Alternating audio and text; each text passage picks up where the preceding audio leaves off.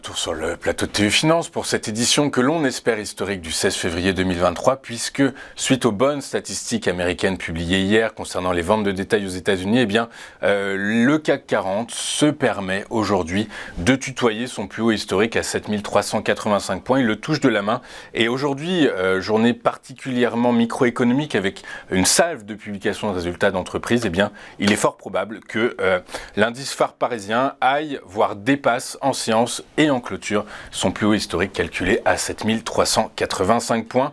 Il est 9h23 et le CAC s'adjuge 0,83% à 7361 points. Dans cet environnement de publication d'entreprise, pour analyser ces résultats, je suis avec Antoine Fraisse-Soulier. Antoine, qui est Financial Market Analyst chez eToro. Bonjour Antoine.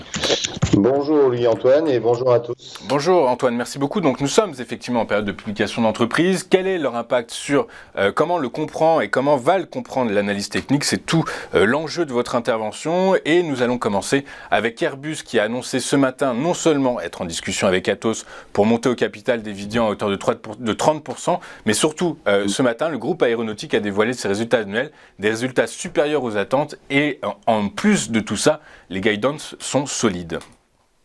Oui, effectivement.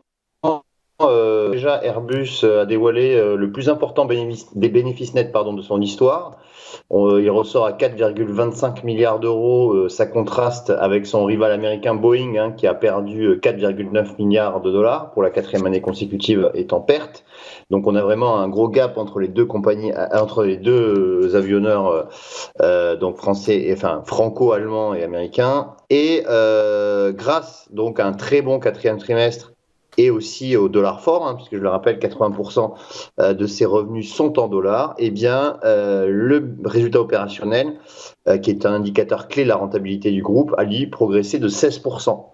Alors, ces très bons résultats font suite aussi à des problèmes quand même de chaîne d'approvisionnement, c'est-à-dire que au départ, Airbus vous souhaitez livrer 120 appareils et finalement ça a été uniquement 661. Donc en termes de livraison, Airbus est fixé 120 avions cette année, donc comme l'année dernière. On verra si c'est suivi. Et effectivement, les perspectives aussi sont très bonnes pour Airbus. Ce qui fait que ce matin, le titre, tout simplement, réalise un nouveau plus haut depuis maintenant quasiment 3 ans. On revient sur les niveaux quasiment pré-Covid. Donc on dépasse d'anciennes résistances qui bloquaient ici. C'était aux alentours des 121 euros. On la dépasse ce matin et donc ça potentiellement ouvre la voie à un retour sur les plus hauts historiques qui se situe à 139 euros. 139 euros, et si par hasard le titre devait être amené à refluer, il irait chercher quel support, Antoine? Alors, en fait, étant donné que le titre évolue au sein d'un range depuis maintenant un an et demi même, s'il venait à refluer, on pourrait retrouver des supports, donc bas du range à 90 euros. Sinon, on a un support intermédiaire aux alentours des 107 euros.